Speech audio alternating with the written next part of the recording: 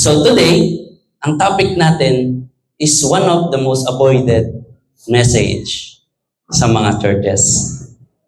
So, to the point na ang mensahe na to is ginagawa pa ng issue ng iba. Na issue yung simbahan na yan, puro ganito, puro ganyan. Puro yun na lang ang tinuturo ng simbahan na to. Kaya minsan ang hirap niya ituro. Kasi it's either may mawala or may magalit dun sa magtuturo nito. Pero today, whether you like it or not, ito po yung ituturo ko sa inyo. Because I do believe it is also important for all of us to hear this. Malaking impact to sa buhay natin. Because you know what? Mas maraming beses to diniscuss ng Bible kaysa sa love. Nasanay kasi tayo sa Diyos na mapagmahal, sa Diyos na gracious, sa Diyos na mapagpatawad. Well, totoo naman yun. Pero pag may ibang tao na nag-message ng hindi love, hindi forgiveness, hindi ng grace, nagkakaroon tayo ng discomfort. Minsan, iniisip natin, totoo kaya yung sinasabi niya. Minsan, sinasabi natin sa sarili natin, no? Hindi ko gagawin yan. Hindi naman totoo yan. So, ayan, may nakikita pa akong parating. Welcome po. Ayan, huliman. Nakakaabot pa rin. Amen? So, welcome po. So, are we all ready to hear the message of the Lord today? Yeah. So, this is HCIN Church na walang ibang tinataas na pangalan kundi ang pangalan ng aming Panginoong Hesus. Amen? Hindi po namin tinataas ang HCIM, ang pangalan nila pastor, ang pangalan ng mga leaders, ang pangalan ng members, kundi ang Panginoong Hesus lamang. Amen? Amen. So we are only worshiping no other name but Jesus. And today, ang pag-uusapan natin is about giving. Yan, giving. Yan. One of the most avoided topic sa simbahan. Actually, pagka giving time, ang daming nag-CCR eh. Hindi ba natin alam kung bakit sumasakit yung pantok pagka giving time na eh. So, sino dito ang palaging naiihi pag giving time na? Yan. Sino dito ang inaantok pag giving time na? Yan. So, kailangan natin itong marinig. Bakit? Bakit kailangan natin itong marinig? Kasi even the nature na hindi mo inuutosan, nagsasubmit sila sa law of giving. The nature gives us oxygen. Tama? The nature gives us sunlight. The nature gives us shades. Hindi natin sinasabi, bigyan mo ako ng shade, bigyan mo ako ng light, bigyan mo ako ng oxygen. They do it without any command. Because that's how God, ganun sila ginawa ng Diyos. Alam nyo ba, ganun din tayo ginawa ng Diyos? Dapat, we submit to the law of giving na hindi na dapat inuutosan. Automatic sa atin na nakikita natin yung needs ng bawat isa. Actually, ang babaw nga ng giving natin eh. Alam nyo ba sa first century church, ang giving nila lahat, ibebenta yung ari-arian para ipamahagi sa bawat isa para maging pantay-pantay yung estado ng buhay nila. But we are not here to do that. Hindi natin hahati-hatiin yung ari-arian natin. Amen? Sino dito ang handang ibenta ang lahat ng ari-arian nila? Wala. So, hindi naman yun command ni Lord. Amen? And today, the message of the Lord is found in Psalms 116 verse 12. Basahin po natin, what shall I render to the Lord for all His benefits to me? Heavenly Father, maraming salamat po sa araw na to. And teach us once again, Lord, to submit to your word today. Lord, mahirap man sa amin tanggapin ang bagay na ito, but I know, Lord, hinanda mo na kami sa pagkakataong ito. Kaya, Lord, bigyan mo kami ng puso na nagsasubmit, tinga na nakikinig, at bigyan mo kami ng sapat na attention sa mensahe mo sa araw na to. Let your Spirit speak to us. In Jesus Christ's mighty name we pray. Amen. Amen. I want to call the message of the Lord today, the art of giving. Yeah. Alam nyo, maganda magbigay. Masarap magbigay kung alam nyo lang. Kasi habang nagbibigay kayo, yung paparating, binibigyan nyo ng room. Bigay kayo ng bigay, binibigyan nyo naman ng room, yung paparating. Amen? Ang grabe yung impact na nagagawa ng giving. Have you ever asked this question? What shall I render to the Lord? What shall I render to the Lord? Pero syempre, dapat i-acknowledge niyo muna, sinabi niya na, for all His benefits to me. Sinabi niya yon kasi sabi niya, for all His benefits to me. Kailangan i-acknowledge niyo na you are already blessed. Ang hirap kasi na sasabihin niyo, hindi ako blessed, wala akong maibibigay. No. You have, marami, you can always have something to give. Hindi lang po monetary ang pinag-uusapan natin dito. It can be your presence, your time, your effort, your skills. Yan ang pwede niyong ibigay kay Lord. Hindi lang basta monetary. Amen? Pero syempre, kasama yung monetary sa pag-uusapan natin sa araw na to. Amen? So, sa sitwasyon natin ngayon, kung saan ang daming gulo na nangyayari, ang daming rumors of war. Pero if we only knew the Bible, hindi tayo mag-aalala dito. Bagkus, tatanungin natin si Lord, Lord, anong dapat kong gawin sa sitwasyon na ganito? Anong gusto mong ipagawa sa akin? Kasi mangyayari yung mga bagay na yan. Wala tayong magagawa. Mangyayari yun. Sinabi ng Bible yun. So, kailangan lang itanong natin kay Lord, ano ang gagawin natin in this season. Amen? I use the word give. I use the abbreviation give para maunawaan natin, ano ba yung pwede nating i-render kay Lord? So, yung letter G, yan. Let's give to God. Yan. Dali lang po Let's give to God.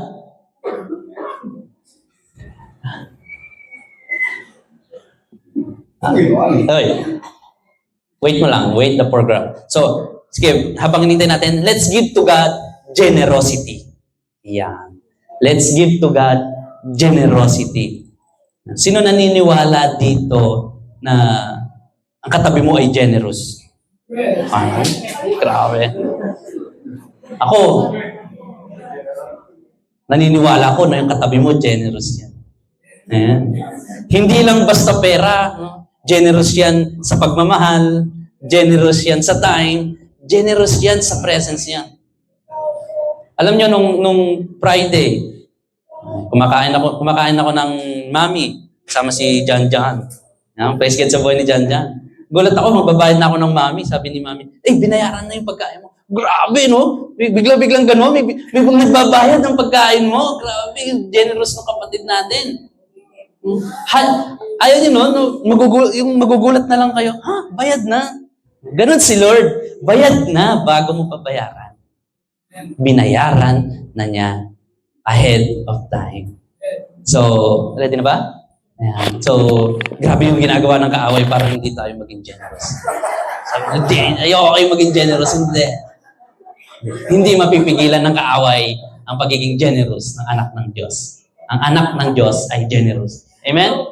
Yan. Sabi sa 2 Corinthians chapter 9, verse 6. Remember this, whoever sows sparingly will also reap sparingly. And whoever sows generously will also reap generously.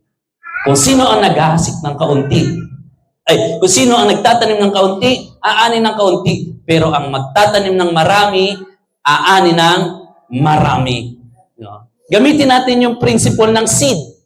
Yung seed, isa lang yun. Nagtatanim ka. Pero pag umani ka, ang dami. How much more kung marami yung seed na itinanim mo? Mas marami kang aanihin. Kaya ihinalon tulad ni Lord yung pagbibigay natin doon sa seed. Kung magtanim ka ng isa, aani ka, pero kung dadamihan mo pa yung pagtatanim, mas marami kang aanihin. Amen? Kaso may problema yung generous, yung pagiging generous. May kalaban yan. Sino kaya ang kalaban niya? Si greed. At alam nyo ba na may level ang greed? Greed 1, greed 2, Anong grade ka na? At may malala dyan, pagka-graduate ka na. Ang tawag sa'yo ng Bible, Mammon. Basahin nyo, sino si Mammon. Pag sumobra ka na sa grade, you are already a Mammon. I-search nyo yan para meron kayong assignment. I-search nyo kung sino ba at ano ba yung Mammon. Yan yung sobra pa sa grade. Kumbaga, masteral ka na, doctorate ka na sa pagiging grade. Ipapakita ko sa inyo example. Tari ba? I need you, guys. Sakto dalawa. Hawakan nyo to. Ito na. 10 minutes. Hawakan nyo to. Pinapractice ko to sa bahay. Hawakan nyo to, ha? Papakita ko sa inyo example ng greed at ng generous. Hawakan nyo. Yan. Hawakan nyo, ha? Maigpit, ha? Gumawa pa ako ng bala. Actually, ginawa ko to. Sabi ko, baka may masaktan. Gumawa pa ako ng bala. Yan. Kunwari, itong hawak ko, this is blessing. Yan. Ngayon, kung greed ka, ang greed, pag tumanggap ng blessing, palaging papunta lang sa'yo. Palagi lang papunta sa'yo. While, yung generous naman, yes, tatanggap ng blessing, yes, kukunin, pero, binibitawan. Dito lang kayo. Yan. So, ganun po ang greed. Yan. So, yan. Hawakan nyo, sige. So, sino naniniwala sa inyo na kung lahat lang tayo ay magiging generous, mas marami sana ang nakakatanggap ng pagpapala. Yan. Yan rin? Ay, tanggal. Yan. Oh. Sino? Kaso, pagka-grade ka, ganito lang yan. Pagka-grade ka, yan, walang dumadating sa yung bagong blessing. Pero pag generous ka, palaging may sa inyo na itong dalawa. Ayaw eh. No, sige na, thank you. Yan. So, alam nyo ba na kung lahat lang po tayo ay magiging generous, mas marami sanang blessing na darating sa buhay natin. Kaso kung greed ka, hanggang doon na lang yun. Wala ka nang tatanggaping iba. Hayaan nyo po na maranasan ng iba yung generosity ng Diyos sa buhay nyo. Kasi doon nila na-acknowledge na God provides. Na God sustain. Kaso kung palagi mo lang hahawakan yung blessing at itatago mo, paano nila mararamdaman yung blessing na binibigay ni Lord? Baka kaya hindi makapasok yung blessing sa buhay natin. Kasi hindi natin binibitawan yung old blessing na dumating sa atin. Amen? Ready na ba kayong bitawan? Or maging generous para sa Panginoon? Amen? So meron po tayo dun sa likod. Ayan, yung lot project natin. Hindi naman natin sinasabing bayaran nyo lahat. Pero kung ano yung pangungusap sa inyo ni Lord. Sabi ni Lord, give out of the abundance of your heart. Hindi po sa pilitan. Kung ano yung sinasabi ni Lord sa iyo. Amen? Kasi, pag nagpakain ka sa greed, one time, magugulat ka, mawawala ka na lang. Amen? Gusto nyo bang panday, subukin kayo ni Lord at bigla na lang kayong mawala? Ayaw natin, diba? So, number 1, give. Render to God generosity. Huwag niyong ipagkait kay Lord yung pagiging generous. Amen? Amen. Number 2 is, ang pwede nating ibigay sa kay Lord is intimacy. Yeah. Sabi sa 2 Corinthians chapter 13, verse 14, may the grace of the Lord Jesus Christ and the love of God and the fellowship of the Holy Spirit be with you all. Be with you all. Alam nyo ba na ang Greek word ng intimacy is koinonia. Next. Ibig sabihin po ng koinonia is fellowship. Mamaya na yan. Yan. Fellowship yan. Koinonia. Pag translate nyo po sa Greek itong 2 Corinthians chapter 13, mababasa nyo po na ang word na yan is koinonia, fellowship. So, God desires fellowship to each and every one of us. Sabi ni Sis Kat kanina, there's a war going on us. there's a war between flesh and spirit. And the thing is, what you feed most is what will win. Ano ba ang pinipid mo? Yung flesh o yung spirit? Bakit gusto ni Lord ng intimacy sa atin? Hindi lang to basta romantic Baka sa mag-asawa marinig nyo ang ibig sabihin ng intimacy is sexual relationship. Hindi lang ganun po ang intimacy. It's more than that. Ang ibig sabihin dito, God desires a deep connection sa bawat isa. Kaya nga po ini-encourage namin ang bawat isa na buksan niyo po at basahin ang Bible. Because in the Bible, you can hear the word of the Lord. Naniniwala ba kayo na ang revelation ni Lord ay nandoon na mismo sa Bible? Konti ang naniniwala. Naniniwala ba kayo na ang revelation ni Lord is nandoon sa Bible? Amen. Bakit po hindi natin binubuksan? Gusto nating malaman yung pinagagawa ni Lord, kaso hindi natin siya pinakikinggan. Tayo lang yung nagsasalita. Imagine, sa mag-asawa, 1 linggong nagtatrabaho, uuwi lang ng 1 araw. Mag-uusap kayo, 2 hours lang. Hawak mo pa yung cellphone. Nakapokus ka pa sa ibang bagay. May ginagawa ka pang ibang bagay. Ganon din ang ginagawa natin. 1 linggo tayo nabubuhay, pupunta tayo ng simbahan. 2 hours na nga lang tayo sa simbahan, may ginagawa ka pang iba. Aray ko. Sino dito ang nakaka-experience nun? Sino dito ang kumakausap kay Lord buong linggo? Nakikinig. Yung may two-way conversation Hindi yung, Lord, bless mo po ako bukas. Lord, bless mo po ako bukas. Lord, baka may promotion na bukas. Lord, ingatan mo po ako bukas. Baka puro ganun na lang ang nagiging setup ng buhay natin. Subukan yung gawin sa asawa niyo yun. 1 week. 1 week. Kakausapin niyo lang siya 1 araw for 2 hours. Hindi niyo, tapos wala pa yung focus niyo sa kanya. Tingnan natin kung anong mangyayari. Diba? Ang sakit, diba? Same thing hindi lang basta yung lalaki gagawa nun. Kahit babae gumawa nun, masakit. Ako, aminado ko kahit paminsan-minsan na naiirita ako sa boses ng asawa ko. Okay na yun kesa wala yung boses niya ron. Okay na yun kesa hindi siya nagsasalita. Okay na yun kesa hindi ko naririnig yung asawa ko. Subukan nyo yun. Hindi nyo naririnig si Lord.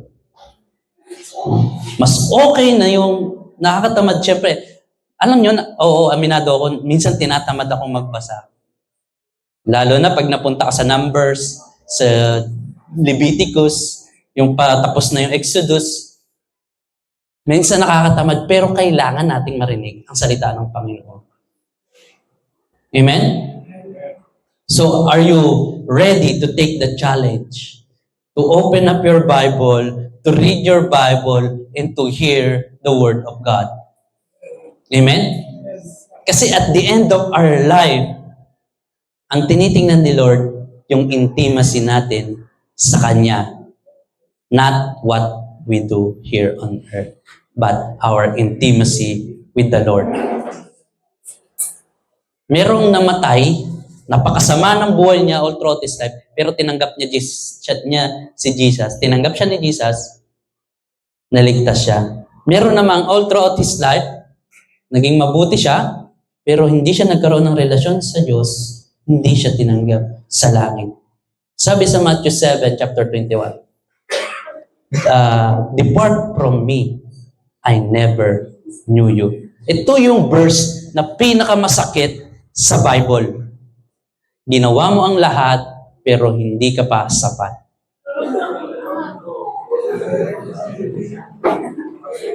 Sige, mas mabuting dito na kayo umiyak kaysa sa langit kayo umiyak pag hindi kayo pinapasok. Mas mabuting dito pa lang mag-weep na kayo para ma-realize nyo na kailangan ko palang pagbutihin yung relasyon ko sa Diyos.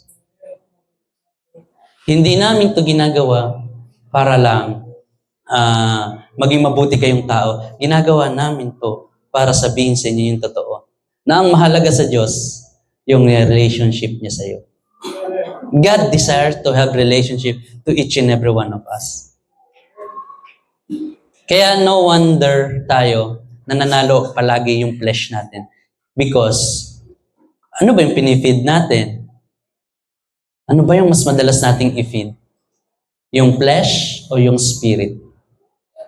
Kaya na lang po makakasagot niyan, mga kapatid.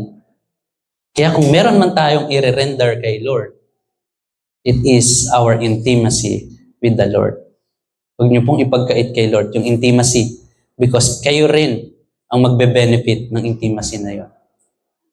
Amen? Gusto niyo bang lumalim pa yung intimacy sa Panginoon? Actually, mababaw pa yung pinag-uusapan natin kasi ang sabi dito, the fellowship of the Holy Spirit.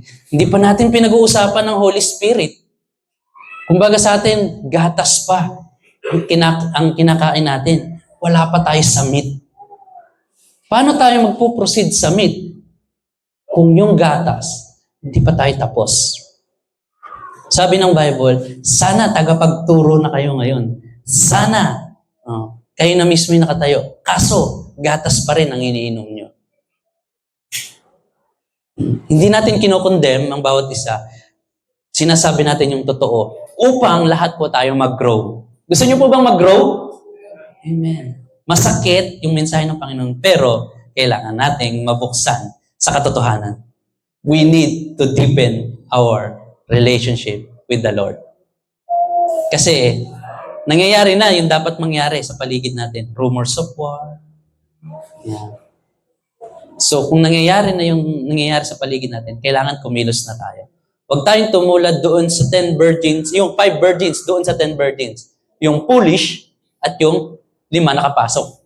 Sino kaya tayo doon? Tayo kaya yung foolish o yung 5 nakasama ni Jesus? Siyempre, maganda. Tayo yung 5 nakasama ni Jesus. Amen? So, ready na kayo to deepen your intimacy with the Lord? Ready na kayo to deepen your intimacy with the Lord? Wala akong time, Pastor. Busy. Pagod pag-uwi. Bigyan ko kayo ng tip. Ito yung ginagawa ko, No. Sa umaga, pagka magpe-prepare ako ng mga dadalhin ko doon sa tindahan, bebenta ko, meron akong audio Bible. Pakikinggan ko yun. Kaya mas gusto kong nagtatrabahong mag-isa kasi mas nakakapakinig akong mabuti. Audio Bible, yung sa men's namin, yung 2 chapters a day, yun ang pakikinggan ko. Pagdating ko doon sa tindahan, habang wala pang bumibili, meron akong physical Bible. Sa akin yun, yung devotion ko, sarili ko. Babasahin ko yun, physical. Pag uwi ko sa gabi, meron akong, yung sa leadership namin, meron akong audio Bible uli. Habang gumagawa ko ng ice cream, nakikinig ako. So, walang dahilan para sabihin natin na hindi tayo nakakapakinig o hindi tayo nakakapagbasa. Walang dahilan. Hindi natin pwedeng sabihin, walang oras. Actually, mas madali pang sisihin ang walang oras kaysa aminin na ang katamaran. Hindi sa walang oras, ayaw lang nating humanap ng oras. Kung talagang yun ang priority natin sa buhay natin, hahanapan natin ng oras, ang intimacy kay Lord. Pwede habang kumakain kayo. Minsan iba sa atin habang kumakain, hawak cellphone. Nag-i-scroll. Pwede namang habang kumakain kayo, nagbabasa. Huwag muna kayong pa-istorbo sa iba. Kahit isang chapter lang, di naman kailangan buong Bible agad Binibigyan ko lang kayo ng mga bagay na pwede nyong gawin para to deepen your relationship with the Lord. Meron ng audio Bible. Actually, mas effective sa akin yung audio Bible. Minsan may narinig ako sa audio Bible na pag narinig ko siya, yun ba yung sinasabi? Babalikan ko ngayon sa Bible. Oo nga, yun pala yung sinasabi. Na hindi ko nakita noong binabasa ko siya on the physical Bible. Depende kung paano mangungusap si Lord sa inyo. Amen? So, tingnan nyo kung ano yung mas madalas nyong hawak. Amen. So, let us grow together Let us grow our intimacy with the Lord. Amen? Amen. So, ang pangatlong pwede nating ibigay is our voice. Let everything that has breath praise the Lord. Hinga nga tayo lahat. Inhale.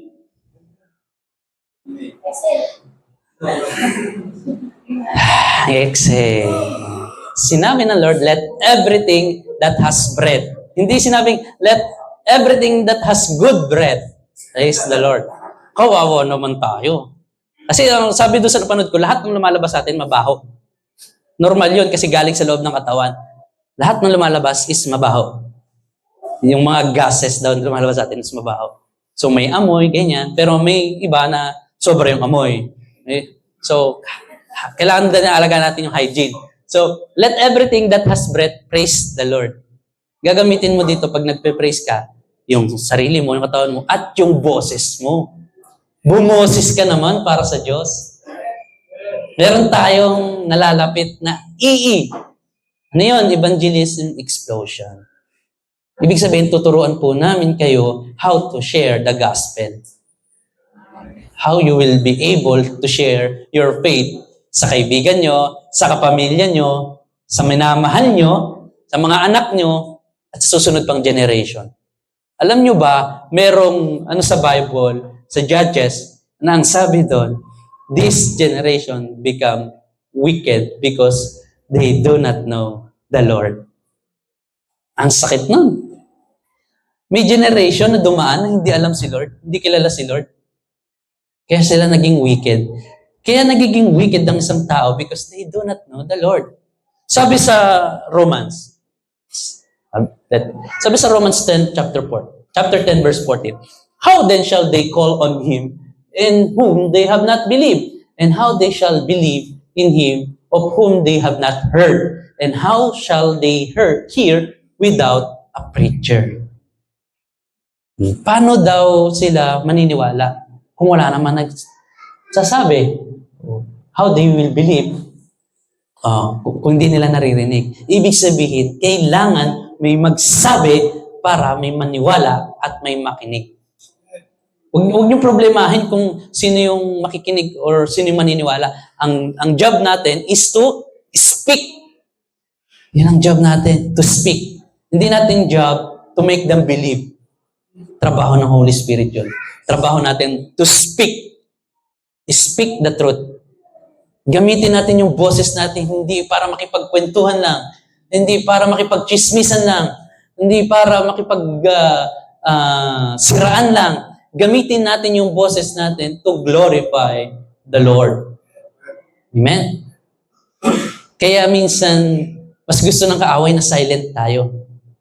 Kasi pag nagsalita na tayo, the room changes.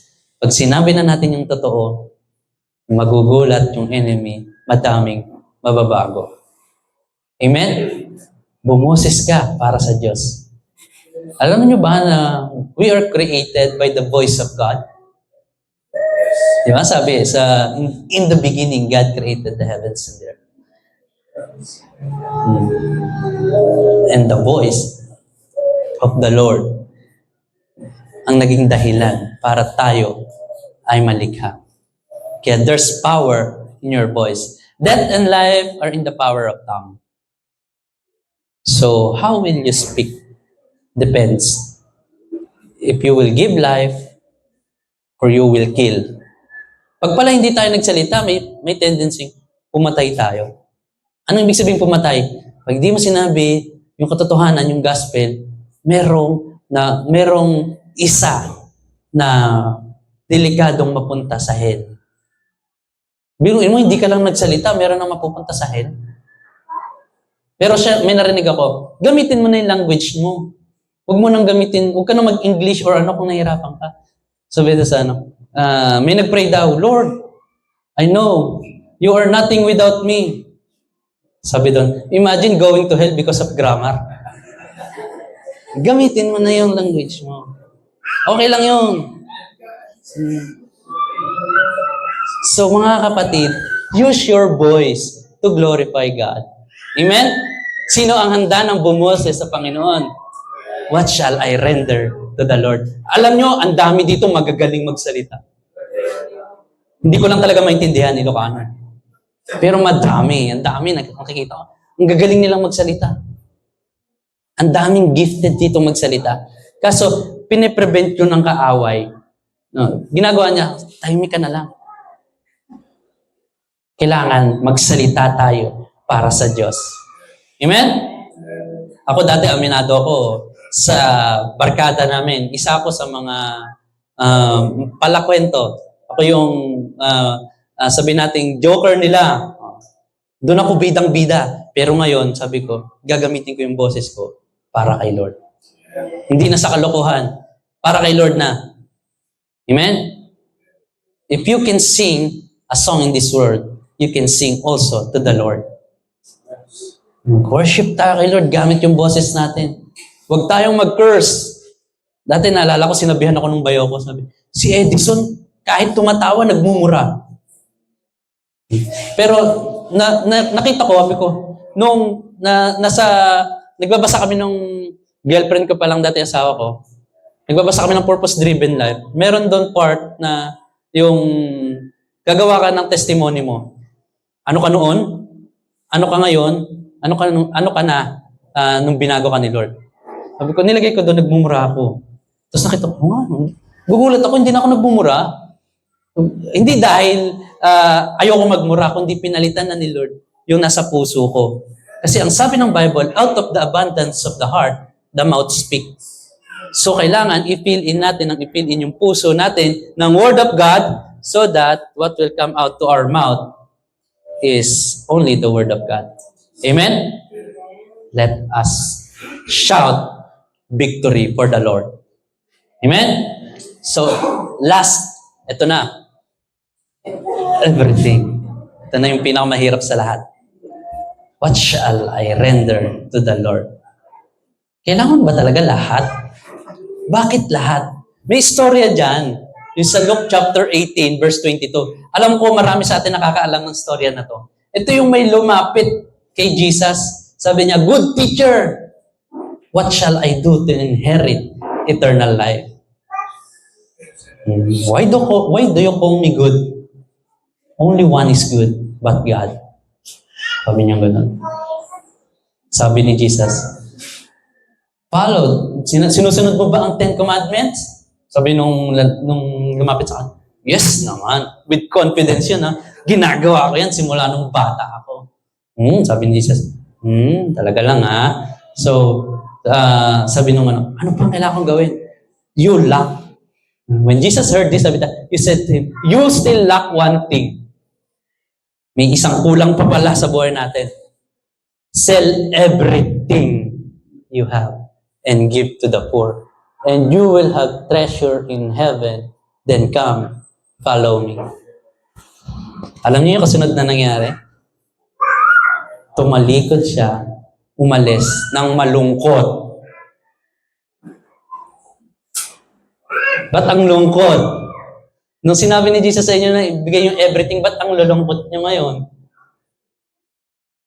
Katulad ba tayo nung taong ko? When God says, sell everything, malungkot ba tayo?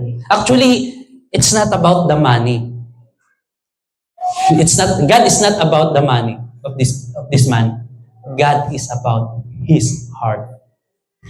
For where your treasure is, there your heart will be also. Ayaw ni Lord na mauwi tayo na yung puso natin nandun sa everything. God is not against us God is not against us having everything. He is against everything having us.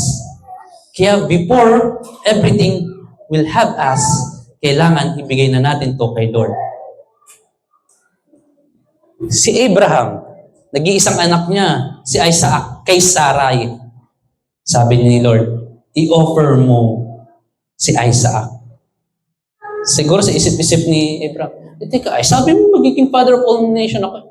Bakit ipapa-offer ko yung nag-iisa, yung everything ko, yung Isaac ko? Pero hindi, sumunod si Abraham. Who is your Isaac now? What is your Isaac now? It can be your spouse. It can be your sons or daughters. It can be your job. It can be your possession. It can be yourself. It can be your knowledge. What is your everything right now? Ask yourself, what is my everything right now? Paano mo malalaman if yung puso mo nandun sa everything? Paano mo malalaman? Subukan mong alisin. Tingnan natin kung ano mangyayari. God tested us last year. Inalis ni Lord yung everything sa amin. Inalis niya yung trabahong malaking kita. Inalis niya yung comfort sa amin na may aircon araw-araw, may sasakyan araw-araw. Inalis ni Lord lahat yun. Pero, pinalitan naman niya ng hindi kayang tumbasan ng mga bagay na yun. And we see na hindi yun yung everything namin. Si Lord ang everything namin. Kasi kahit mawala yun, hindi naman kami pinabayaan ni Lord. Bago ka pa kunin ng everything na yan, ibigay mo na yan kay Lord. God is not about the money. God is not about the your spouse or your children. God is about your heart. Para pag lalapit ka dun sa everything mo, ibinigay mo na kay Lord, kanino ka lalapit? Kay Lord. Kaya dapat mas madali sa'yo na makita mo yung asawa mo naglilingkod kay Lord. Makita mo yung mga anak mo naglilingkod kay Lord. Yung possession mo nagagamit para kay Lord. Pero kung hirap ka na yung asawa mo nagagamit para kay Lord, hirap ka na yung possession mo nagagamit para kay Lord, then maybe kailangan natin i-check yung puso natin kung nasan yung puso natin. Nasan kaya ang puso natin ngayon? Na kay Lord kaya o nandun sa everything?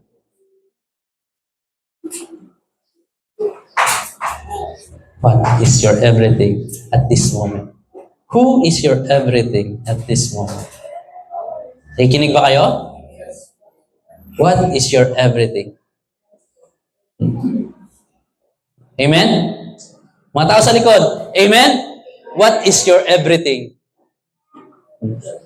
Who is your everything at this moment? God. The Lord is not against us having everything. He is against everything having us. Alam niyo mga kapatid, na kapag sinubok tayo ni Lord, huwag tayong magalit. Huwag tayong malungkot. Meron pa ng isang storya sa Bible, yung may pinalaya si Lord ng legions of demon. Yung mga demon na yun napunta sa baboy. Tapos yung mga baboy namatay. Alam niyo yung ginawa ng mga may-ari ng baboy? Pinaalis si Jesus. Alis ka dito sa bayan namin. Biruin mo. Nung kinuha ni Lord, yung everything siya, Lord, alis ka na lang. Mawawala pala lahat para sa akin, kung mapupunta ka sa akin, huwag na lang. Sino ang pipiliin natin? Si Lord o yung everything? Aray. This is time for us to reflect. Kasi yung everything na yan, hindi natin madadala sa langit yan. O, sabi nung iba, sige, bigay mo na lang sa akin. Hindi ganon. Hindi ganon yung sinasabi ko. Yung everything na yon, hindi natin madadala sa langit, pero yung puso natin, kaya natin dalhin sa langit. Amen? Amen. So, again, God is not about the money. God is not about your possession. God is about your heart. Before everything possess you, kailangan hayaan mo si Lord ang mag-possess nito. Amen? Amen. And before I end, before I end, next. Sabi sa Matthew chapter 22, verse 21. They replied. Then he said to them, so give back to Caesar what is Caesar's, and to God, what is God. Ano yung storya na to? Yung storya na to, sinubok si Jesus. Sabi ng mga tao doon, Lord, okay lang ba na magbayad ng tax kay Caesar? Sabi ni Jesus, bakit niyo ko sinusubok? Ibigay niyo sa akin yung denarius. Kaninong image ang nandito?